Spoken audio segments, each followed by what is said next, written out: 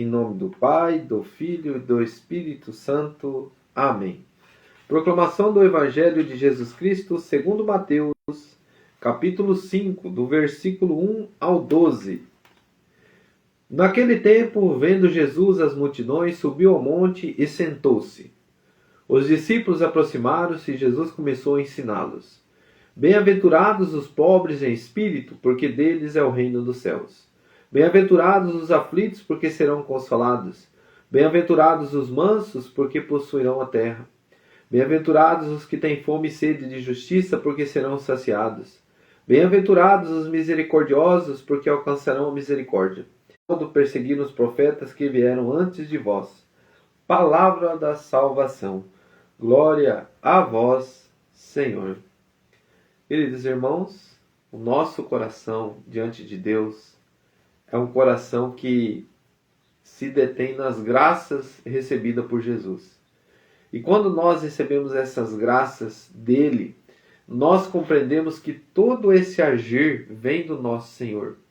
Então, quando nós vemos o Sermão da Montanha aqui, é o nosso Senhor Jesus apresenta o seu coração, o coração dele, o manso, humilde, é um coração que nos faz empobrecer o nosso eu, para que sintamos a presença dele.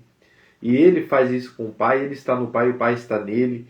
Então, assim, é este agir que Deus pede de nós. E quando nós entendemos que as bem-aventuranças que aproximaram, então, para ouvi-lo, queridos irmãos, é isso que muda o nosso coração. É aqui que começa a humildade do coração. É aqui que começa o nosso querer aproximar-se de Jesus, com o nosso eu, com a nossa vida. E o Diário Bíblico vai dizer assim: a bem-aventurança nos oferece um programa de vida libertador e restaurador, pois nos torna semelhante a Jesus.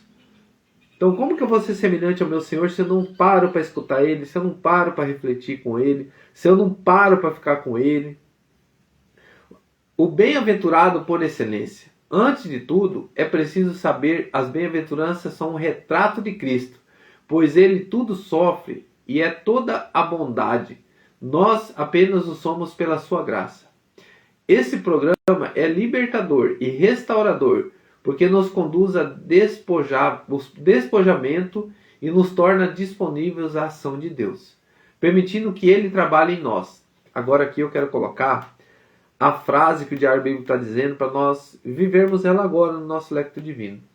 A pobreza espiritual é não considerar nada como seu, é esperar tudo de Deus, é abandonar-se nele. Queridos irmãos, com esse ensinamento, o que o texto diz para mim? Que eu devo viver essa pobreza espiritual no meu coração. E como que eu sei que eu estou vivendo a pobreza espiritual? Eu sempre faço uma oração, eu faço dizendo assim: Senhor, tudo que tenho não é meu. Né? Por que eu sei disso? Porque o que eu tenho aqui na minha casa, irmão, vai ficar. O meu carro vai ficar. Os bens materiais vão ficar. Então, se vai ficar, eu só estou administrando o que não é meu. Então, assim, às vezes as pessoas se apoderam e colocam aquilo como teu tudo. É onde que as pessoas se decepcionam. É onde que as pessoas sofrem. É onde que as pessoas... tem pessoas que entram até em depressão porque perdeu um bem material. Mas quando você está tomando conta do que é de Deus e você perde, aí você vai dizer assim: roubaram o meu carro. Deus dá em dobro, porque o que o diabo tirou, Deus dá em triplo, porque é dele. Né? Mas eu devo cuidar com carinho, cuidar com amor e usufruir desse bem com responsabilidade. Né? Usufruir desse bem sabendo aproveitar com os meus, com a minha família. Porque não é meu, Deus está dando para mim. E por isso que quando você vê alguém necessitado, você poder ajudar, glória a Deus, por quê? Você só não vai poder ajudar se você vai defraudar o que Deus te deu e você vai jogar fora. Né? Mas se você puder ajudar, você está fazendo um bem, porque não é teu. Você está simplesmente deixando de ser apegado às coisas materiais. Né? Então assim, querido irmão, e nesse agir, às vezes nós passamos pela necessidade. E nesse agir, às vezes nós passamos pela penúria, passamos pela penúria não só é física, né, o material, o ter, mas também por tantas coisas, humilhações, desprezo, palavras que ofendem, tantas coisas. E neste momento nós vamos pegar essa palavra e compreender que tudo é possível com Deus, tudo está em tuas mãos, Senhor.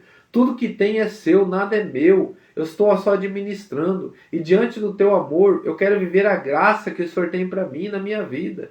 Por isso, Senhor, seja presente em todos os momentos da minha vida. Coloca a mão no teu coração e com este agir, nós vamos falar assim, a pobreza espiritual é não considerar nada seu. É esperar tudo em Deus, é abandonar-se nele. Vamos se abandonar em Deus agora, com o teu coração.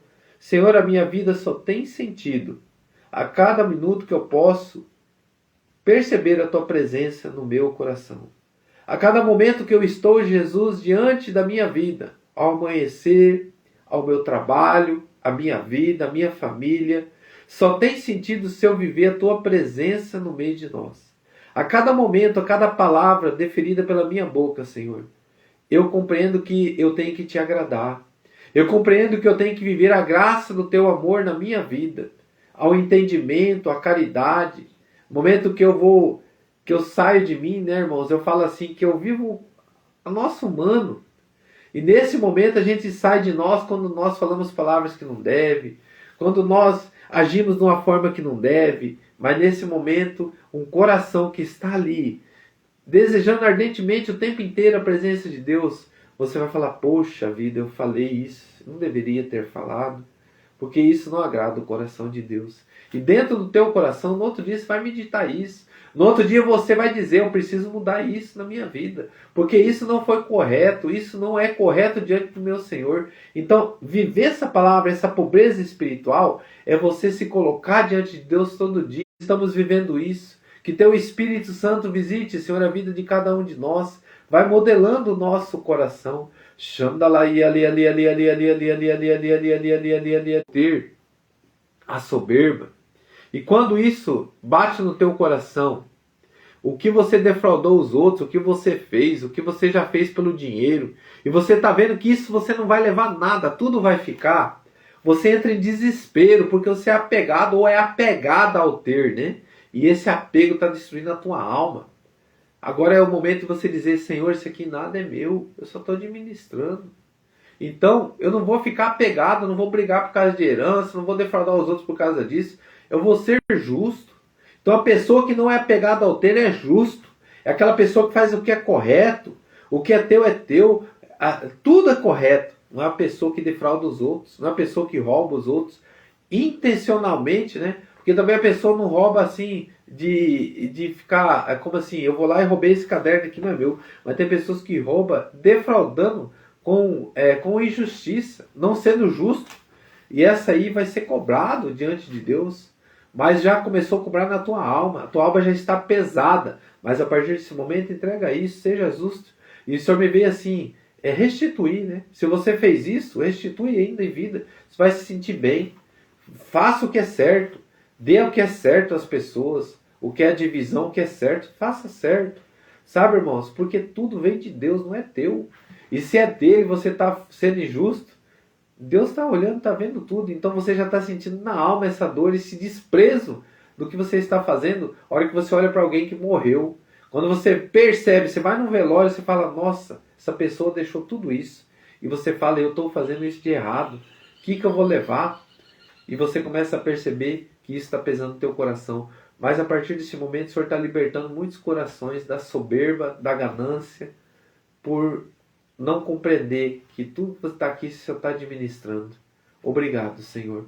Que neste momento muitos corações sejam curados e libertos como o meu foi um dia. Como o meu foi um dia. Um dia me roubaram, irmãos, um carro e eu fui compreender tudo isso. Eu era uma pessoa muito apegada ao ter, né? E quando me roubaram o carro, falei, nossa, eu era apegado a tudo, até aqueles cuidados daquele carro, né?